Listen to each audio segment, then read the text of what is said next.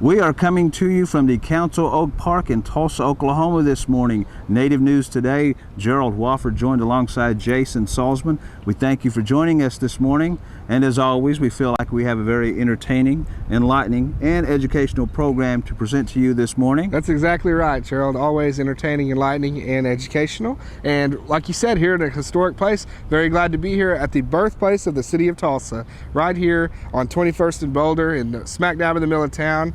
And we are just very excited to be here at the Council Oak Park. Very important to the Creek Nation, very important to Indian people everywhere. So it's very nice to be here on the grounds where those traditional fires were first laid down. You know, since we began this program in late February, we've been on the air, and we thank you viewers for joining us each Saturday. Many of you may not have caught our earlier shows, and we presented new segments as we've done each week, and we wanted to dedicate this show to, I guess you could say, the best of Native News Today, and present to you some of those new segments that we've produced in times past. Definitely, like a compilation CD or something like that, our greatest hits. Well, you got them right here coming to you. It's going to be some of the highlights of our first 10 shows. We're very proud of this show, and very proud of the stories we've done. Been in a lot of places in Indian country, told a lot of great stories of good Indian people. And if you missed them before, this is your chance to go back and get to see a few that you may not have gotten to see at that time. So it's the best of both worlds. You get a little bit of present time, as we'll take you back to Oklahoma City from last week, and some of our earliers. So a very big treat for our viewers today. And if you have not seen it yet, certainly it's new to you. One of the stories that we presented during the middle of spring was a tragedy that happened in Holdenville, involving a fire, involving a Creek family there. And we want to share that new segment with you right now that happened at that time.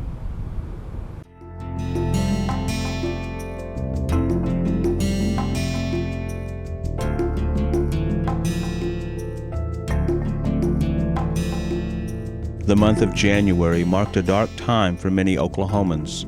Dry conditions and high winds created a terrible stage for raving grass fires across the state.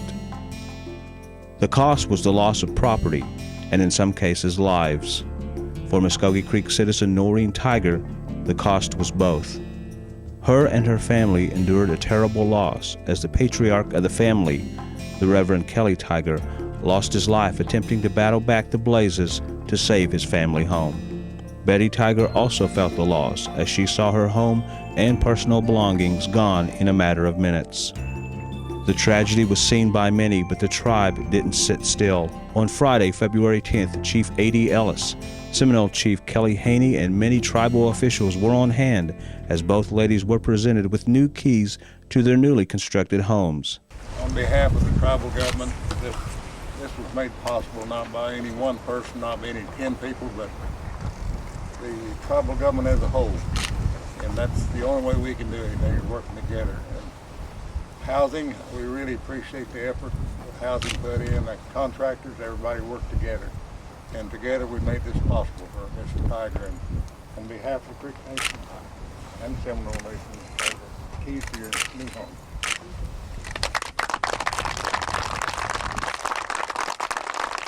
The homes were built on each family's allotted land. Each lady lives only about a mile from each other. National Council Speaker George Tiger emceed the event and described how special the day was. Well, you know, sometimes out of disasters, there's periods of time when you have unity among people, and I think this is a good example. I remember when this tragedy happened, that it was before the new year, and certainly there was a lot of hurt, not only with the family, but with the two tribes it affected, because this family in particular, they had members that were both the Seminole and Creek tribes, with our housing people and, of course, our social service people to come down and be here and to acknowledge and let these people know that they were going to work as hard as they could to have a home built for them. And within a 29 day period, a new home is here. And to see the chiefs, I should say, of both the Seminole Nation and Creek Nation, here to present the keys to his family, I tell you, it's a really nice day. It's a wonderful day, and it's a special day, not only for the families, but for the two tribes. Chief Ellis explains the process and the determination of the tribe to take care of its citizens. Well, they started turning the night the fire started. I got a call in midnight from Shirlene Aid, the council member down here, and I got up and answered the phone, and she said the fires were going on. So next morning about 7, I got in the car and headed down this way. I got here about 8 o'clock with some of my staff and found out what all had gone on, the loss of life. So we called the tribal complex and told the social service and everybody to get here. And by noon, we had all of our divisions here, all that we needed, so that's how it started. Noreen Tiger shares what the past month has been for her and what this act means to her. The feeling I have is I'm glad to be of the Mvskoke tribe. My mother was a Alati, full-blood Creek of the tribe, and I'm full-blood. My father was full-blood. When we first went through the tragedy, the very next day, well, the same day that he died, we came to Creek Nation. Roger Barnett called and asked us to meet with different departments there at Creek Nation. While we were in that meeting, people were presenting what they would have to offer. So the housing division announced that we would be getting a new home. At that time, I believe that was half of my burden being lifted. Everything was just so emotional that day. But I do remember that the words came out real clear that we were getting a home. I never expected anything like that.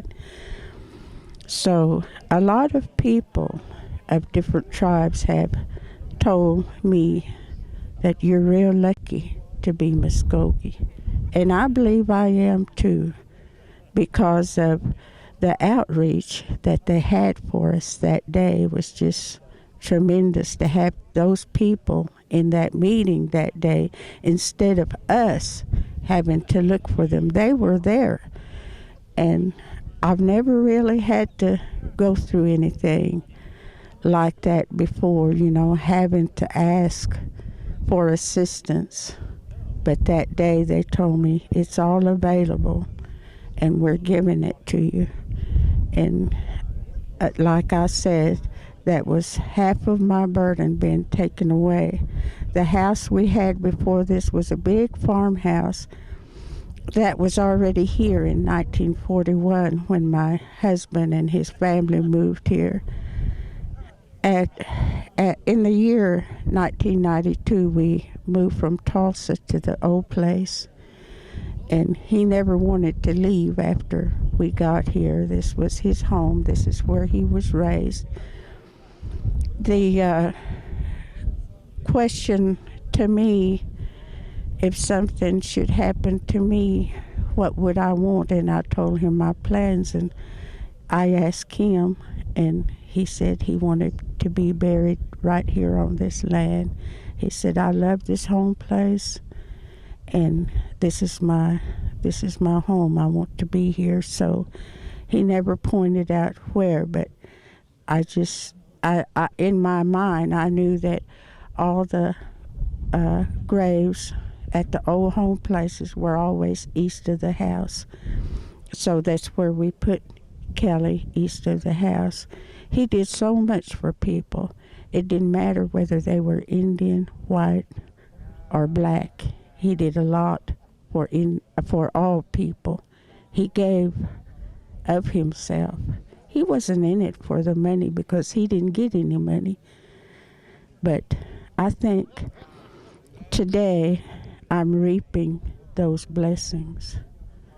All the work that he did for the Creator, I'm reaping those blessings. As you look around today, see the different tribes, the friends, and the people that just turned out today just means a lot to me. And I think I've seen more advancement in the Creek tribe that day when they told us we're available. That's what we all need to hear as Creek people. we need to hear that and know that. We need that assurance that our tribe is doing things, good things, so we can tell people about those good things. And people know about our tribe today. I'm just so happy with the chief.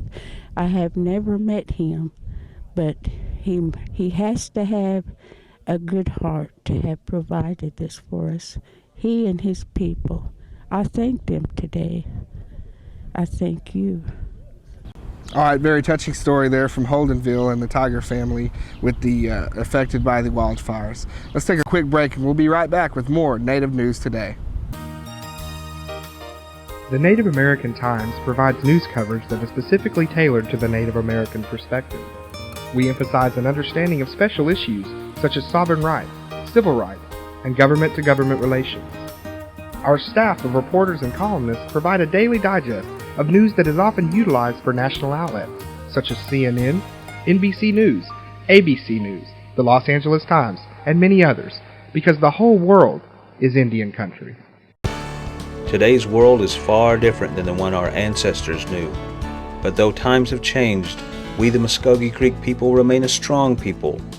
Many of our traditions continue to thrive in today's modern world. For 1,000 years and more we have been here, and we will be here for 1,000 more. Times have changed, but so have we, and the Mvskoke Creek people are a part of this time, this country, and this economy.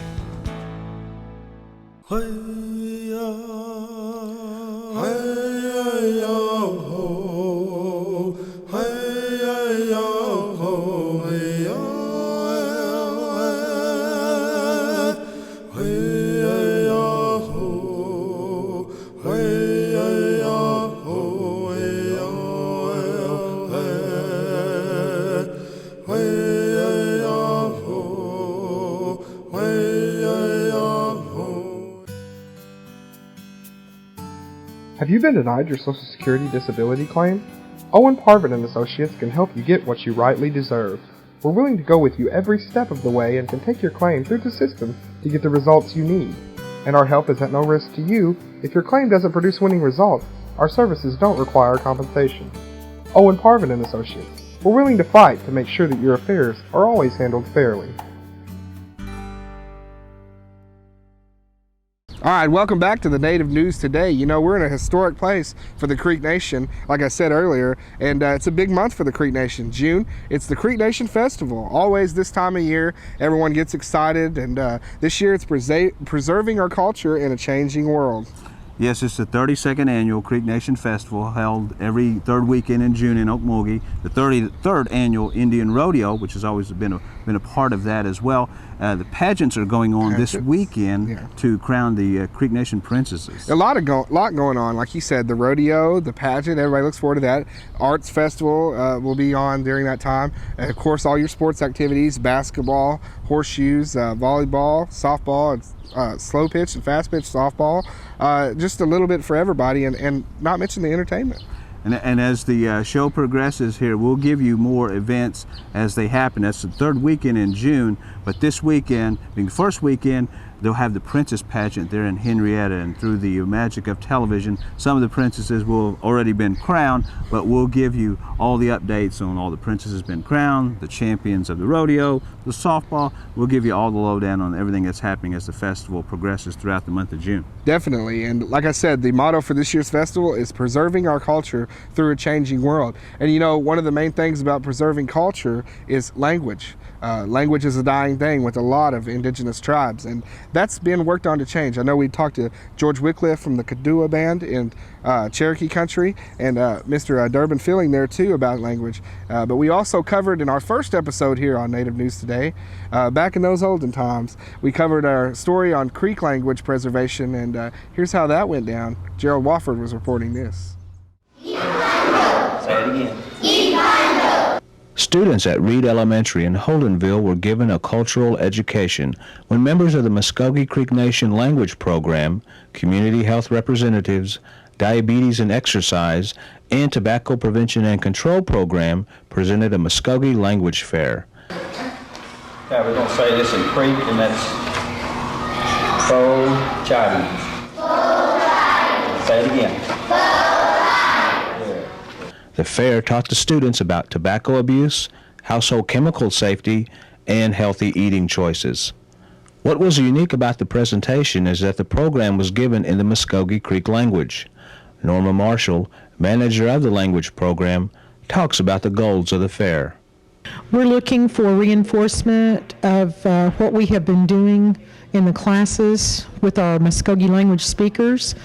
The CHRs are using the language with their presentations. Tobacco prevention is using the Mvskoke language, and diabetes and exercise program is also using the Mvskoke language. We started the Mvskoke language program July the 11th, 2005, and we passed our 6-month mark on January the 11th. The children are enthusiastic, and they have really embraced the language classes and the program and the instructors, and the school superintendents and principals and the teachers have embraced our program also. Students were taught to say various Creek words and were even treated to a puppet show. Students at Wetumpka, Dustin, and Hannah were also presented with the program.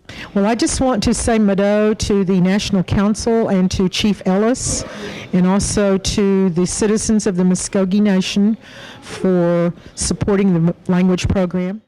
Creek language program being preserved there in Creek country. And all around us here, we're talking about Creek history, Creek language. It's everywhere. And the Council Oak here is certainly a historical part of that. You covered a news story that happened here, Council Oak, I don't know, roughly about a month or so more than that, and it just didn't involve the Creek Nation, but all 5 tribes from the Creek, Seminole, Chickasaw, Choctaw, and Cherokee were here for a special event. Yeah, it was big time. The 5 tribes came together for a press conference here on the grounds of the Council Oak Park to commemorate the Act of 1906, which basically was a precursor to Oklahoma statehood. And it said that the tribes were to continue in full force and effect. And on that day, it was none more evident that those tribes were still in full force and effect. Good morning. Good morning. Sio. Mvskoke. Chokma. One good thing about the 5 tribes, there's a couple of them that share the same greeting. Makes it easier on those MCs, I tell you. My name is George Tiger. I'm the speaker for the legislature of the Mvskoke Creek Nation, and I'm honored to serve as the Master of Ceremonies for this very important, commemorative, historical occasion. Today it's a very important day because we have to relearn and remind ourselves and our neighbors that our 39 tribes, and especially the 5 civilized tribes, continued in full force and effect through this entire last century, and gives us a great opportunity to become partners with our fellow Oklahomans to make this next century better. It's important that we look back and remind ourselves of the almost 500,000 direct descendants of those people that are represented here today. And I look back and I look out on this crowd and I see those people and those faces that are representative of those ancestors that we left behind. Continue on serving our people. The huge oak tree is still alive and well, representing the first council car, and the Mvskoke Nation is still alive and well in the city of Tulsa, the state of Oklahoma. 1906 was a memorable, historic day in the life of the 5 civilized tribes government. There's some things about it, obviously, we didn't like, but the fact it did happen, and it was a memorable day. It was an attempt to terminate our sovereignty. Today, April 26, 2006, was also a historic day in the life of the 5 civilized tribes. We survived. We not only survived, but we are thriving. It's incumbent upon us to act in great integrity and maintain a good life, and to be strong, and to carry out the culture and the traditions of our people, while at the same time making sure that our children and grandchildren are educated so they can compete in the world, so they too can make a contribution not only to Native people, but to people throughout the world, which we are doing. Look at what the tribes have done in this state There should not be one Indian who ever put your head down. We are a proud people. We always have been. And when you look at those statistics that government cares so much about, then you have to understand that we make a positive difference in our state. That we are not a liability, but in fact, we are a strong contributor to the state of Oklahoma. We are an asset to the state of Oklahoma. Our survival was severely challenged. We were able to survive that period of time. And also during that period of time, it established the framework, the foundation for the relationship between the tribes and Oklahoma.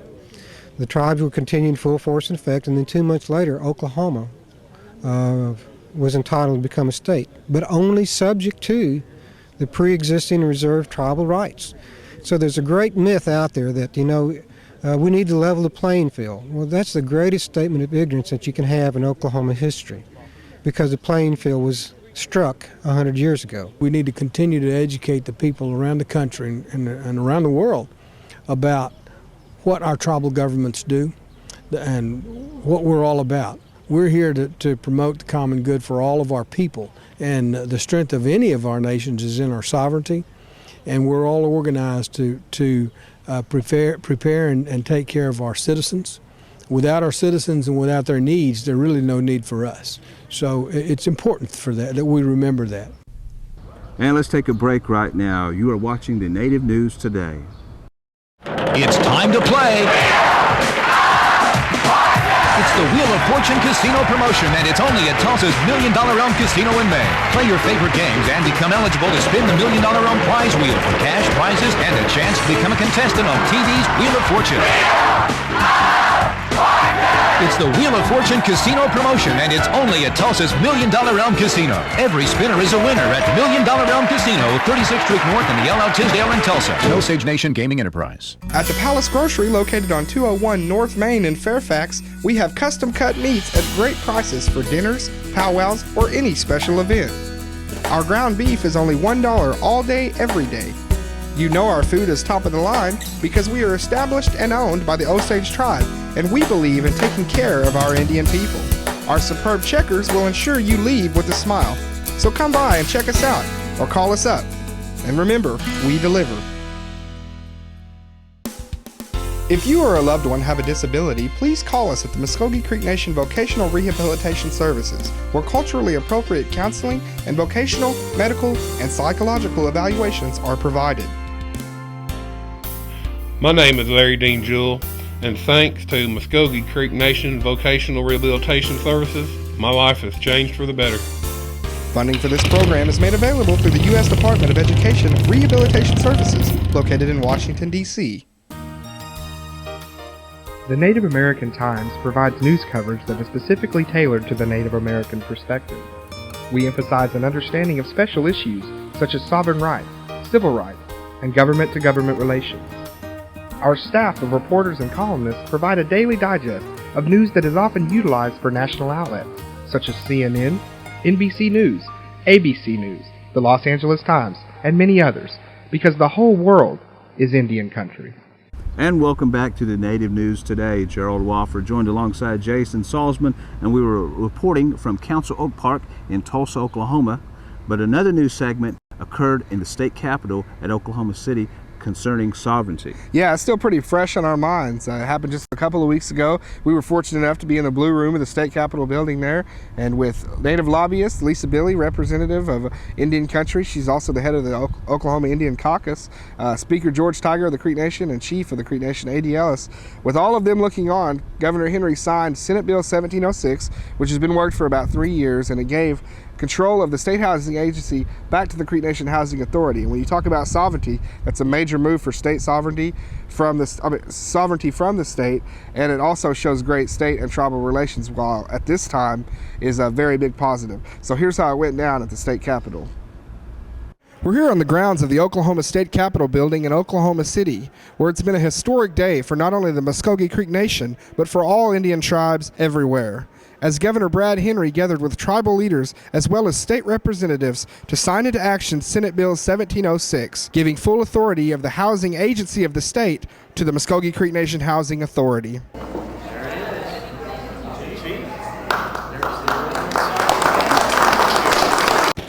Governor Henry stressed the importance of state and tribal relations. And that's really what it's all about, working together as sovereign nations. I'll tell you, Chief Ellis and I have really formed a great relationship, a great friendship, a great bond. We've tackled some very difficult and challenging issues, but we're working together in partnership to build a better state.